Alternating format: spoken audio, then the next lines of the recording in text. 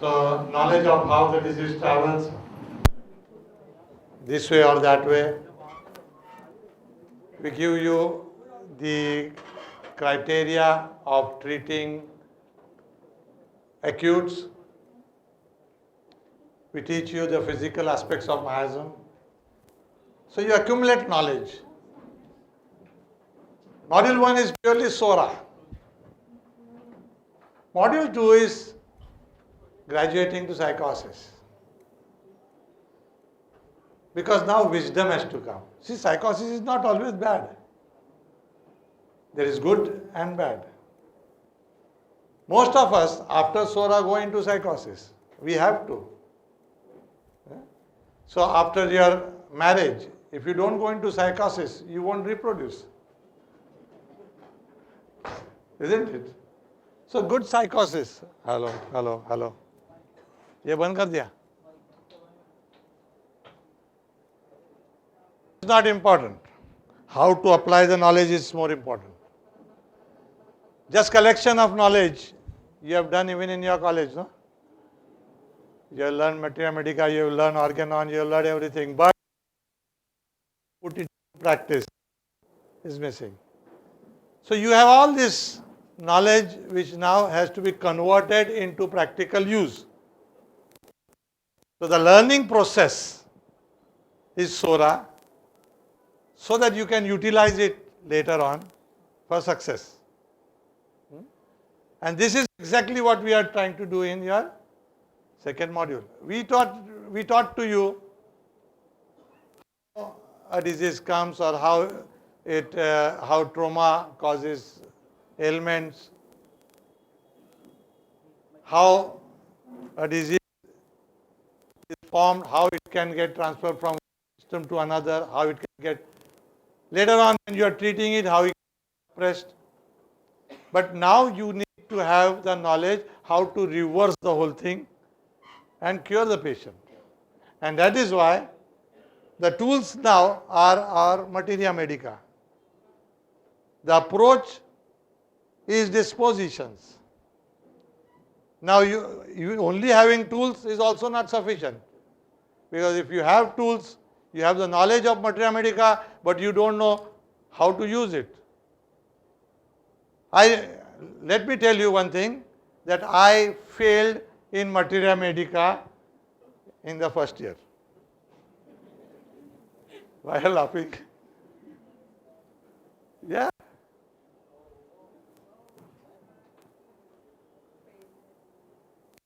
And after I failed, I started wondering, what happened? I had learned so much of materia medica.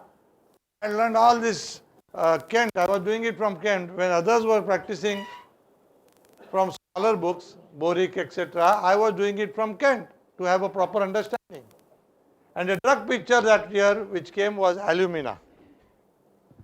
Until that time, alumina was never given that picture. So nobody knew how to write, what to write. Most of them started copying. Fortunately, my genes did not allow me. Fortunately, I say. All my friends now, who, of course, who are also doctors, they know it very well that I refused to take the book which they passed on. Lele. Take it, you write it. Because the teacher also allowed us to copy. But I said, no, that is not the right way. They all passed. I only failed. Because I did not understand or I did not know how to write. They wrote it through psychosis. Today, they are all practicing allopathy. I am practicing homeopathy.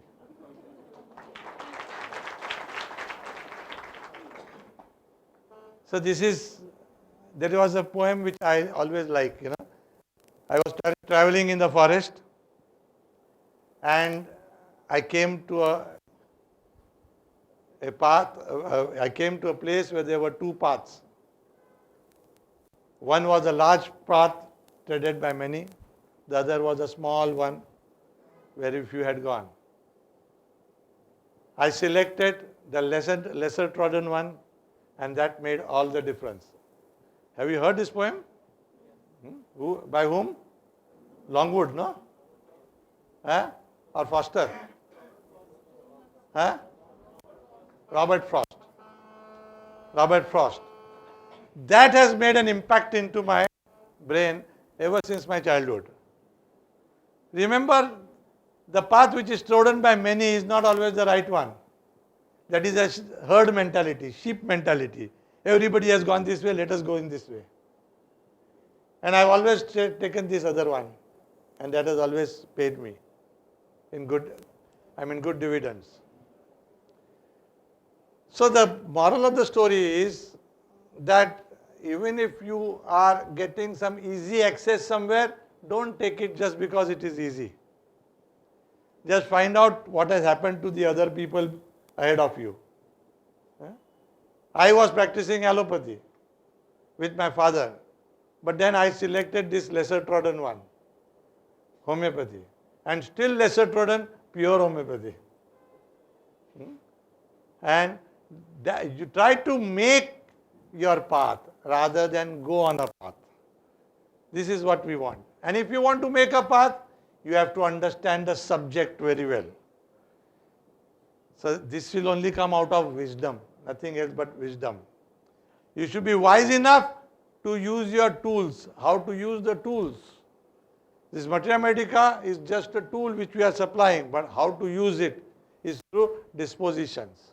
Or you have to understand how to use that particular remedy. How to use Baraita was not known to many. Now I'm sure after I wrote it on Baraita, many people are seeing Baraita everywhere. Some of my assistants are doing too much Baraita prescriptions.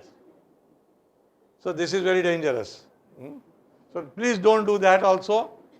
Once you understand a particular remedy, don't try to overuse it. So there are hidden facts about certain remedies. Hidden facts. We have a completely one idea only. Baraita carb was supposed to be used only for. You would spend whole life, a homeopath would spend whole life waiting for an idiot to come in front of him with a pot-bellied and thin legs, stunted child, prematurely old looking, etc. But he would never get that particular stereotype. But when you understand this Baraita, as I have written in my book, once you understand, then you suddenly realize, Arey, my spouse is also Baraita. My father is also Baraita. And it does work. So that routinistic, understanding that a person Baraita cannot take his own decision. He goes only on a treaded path and go up and down like a bus route or a train route. This understanding, once you get into you, then you can find so many people actually Baraita. Everything misplaced or routinistic. These two things. Some minerals you have done.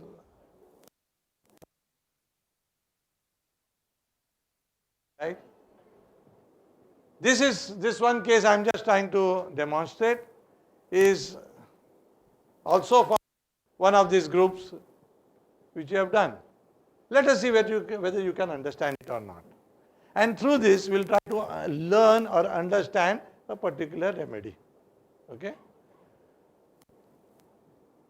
There was a married lady, about 30 years, staying alone and looking after her old mother, who suddenly developed severe pain in the chest. The chest pain was so severe and excruciating that every step would give pain to this young lady.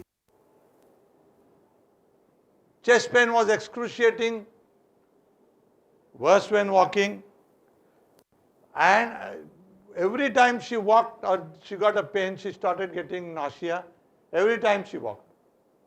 And the ECG showed some STD changes. She was advised hospitalization and further investigation, which she refused.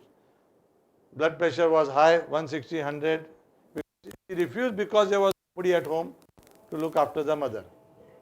So she did not have any option, and she had for homeopathy. Next.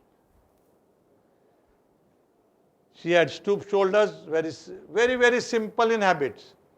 No attraction, no modernization, quiet, introvert persons, lady of few words, talking softly, soft-spoken. She had lost her father at the age of 4. Her childhood was under strictness of mother. She studied well and got excellent marks. She was known to be a very good, obedient and intelligent girl. Right?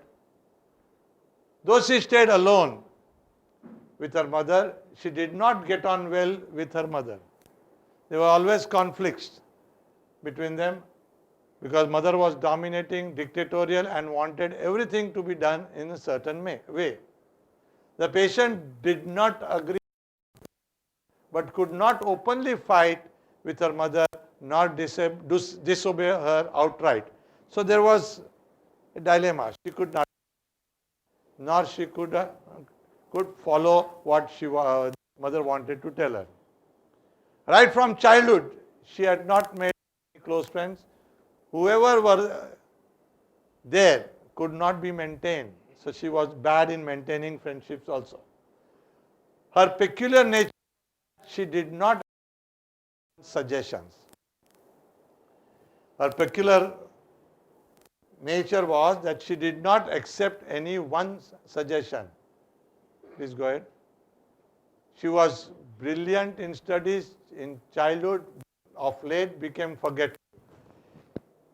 She was quiet, never mingled with crowds, argumentative and litigious, and always said one sentence for any advice which was given to her: I know, don't teach me. I know, don't teach me. In a very soft voice. So whatever you told her, she said, I know this thing. Don't teach me. I know everything. So it's all as if she had all the knowledge in the world. Any suggestion or advice fell on deaf ears because she thought she knew better than others. For whatever was suggested, she had an exact opposite view, irrespective of who was advising. Whatever was advised to her, she would say, no, this is not right, this is right. You invest your money here, no, I know this is right, I am going to do this only. So suggesting to her anything was useless. Next. This was the prime reason she could not get married. Whoever was suggested as a match, she would find fault with him, and despite others advocating, she would say no for the match. Always remained a simpleton though. She was so particular and fastidious about selecting a husband that she would not get somebody tailor-made for her. Yet, she was not all that pompous type that I want somebody very good enough to make my match. She was very simpleton. Yet, she did not get anybody of her liking.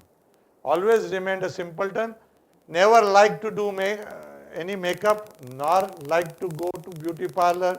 She was not concerned about what she was wearing. Suggestions to wear attractive clothes fell on deaf. I know very well what I want. So please don't try and suggest me. I don't need to follow others. Year after year, friends and colleagues and family members drifted away because of her uncompromising nature. This nature is known as uncompromising. Uncompromising nature. Next. But gradually her uncompromising nature made her completely isolated and she became fish out of water. No one invited her for any functions, though she had never quarreled with anyone. She never quarreled. There was no aggressiveness. She felt bad that no one, not even her sister or any friend, kept in touch with her. On the other hand, she would remember others' birthday and buy them expensive gifts only to attract them towards them.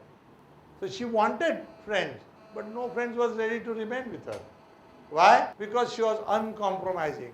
What is friendship? Friendship is give and take. You should accept. See, nobody is tailor-made for you in this world.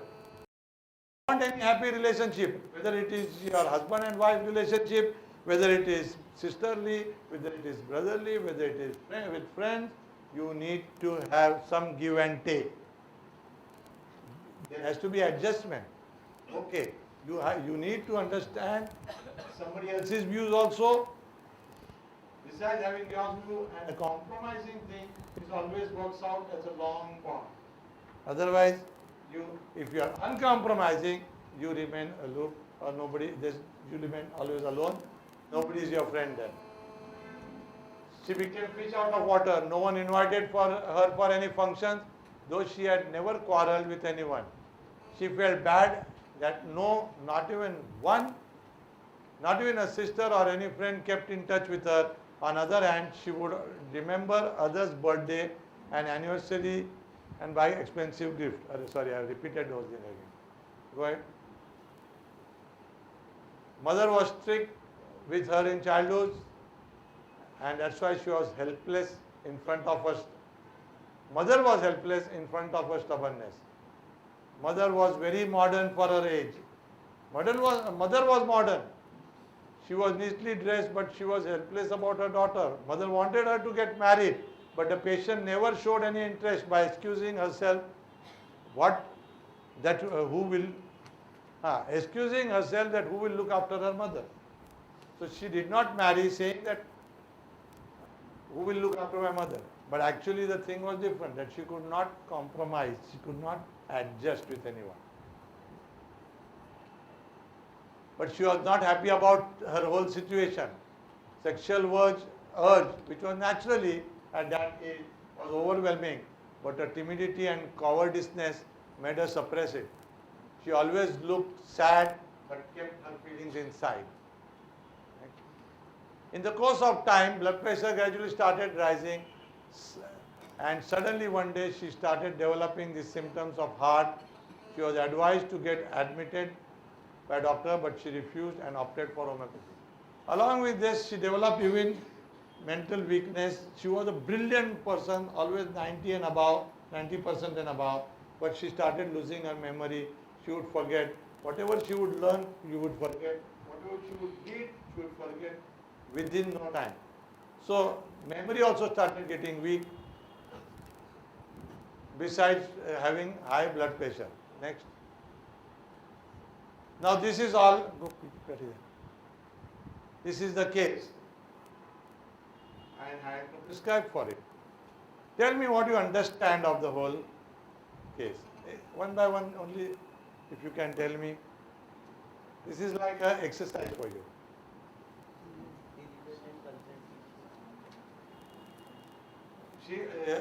She says she is diligent. Huh? Very Obstinate. Haughty. History of domination. Introvert. Yeah. Where did she revolt? Did she revolt with anyone? No. Did she revolt? Did she fight? No. Then you are not wrong, huh? Don't worry. But indifference to what? Personal appearance. Yeah. Okay. Indifference to personal appearance. Huh? What do you mean by uncompromised?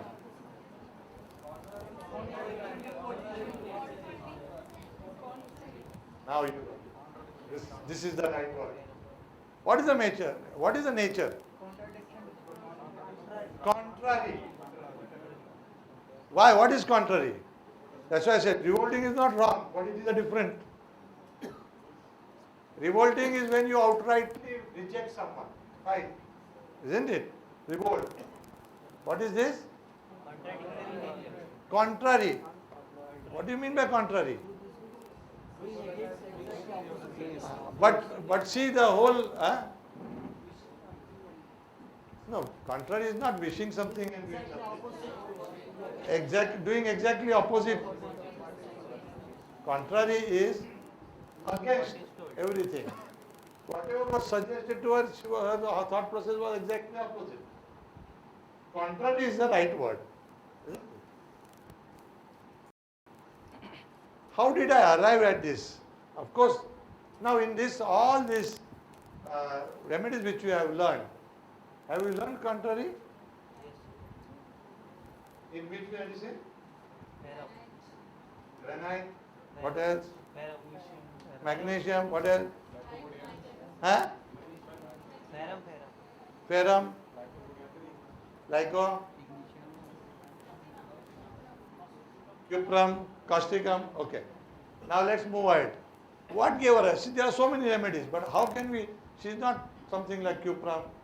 She's not like ferrum also. You see?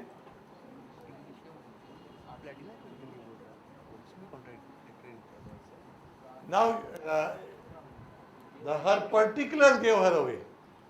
What was the particular? Severe chest pain giving rise to nausea. That pain causes nausea, walking also causes nausea. So this was very peculiar. Why should she get nausea? What is nausea? But what is nausea? Vomiting is not nausea. What I am trying to tell you is that you have to understand a person from, I am coming to you, from the particulars also, from the disease suffered also. So there is something which he has to vomit out. Yes, there you are. That nausea means I have something inside, I have to throw it out. I have something inside, I have to throw it out. That is the whole this thing that she wanted to throw out something, constant desire to throw out. That nausea means constant desire to, but throw out what? That means it is exactly coming opposite, repulsive. So some thought process is going on. Try to think here in terms of her mind also now. Because genetically it is the same. Isn't it? So there has to be something. So she wanted, the chest pain had come because of certain things which she had not liked, and she had wanted to vomit but she could not vomit. The more she walked, the more she got it. Okay? Go ahead. Her nausea with chest pain gave her secret away. Why should there be nausea with chest pain? Next. Why should there be nausea with walking? But now try to translate nausea into mental sphere. Discontent. Disgust is the right word. Disgust. She was disgusted with the whole situation. She was not happy, no? Disgusted. That I want to do something, but I can't do. She's got stuck up because of her mother. She wanted to get married, but then she could not because of her nature also.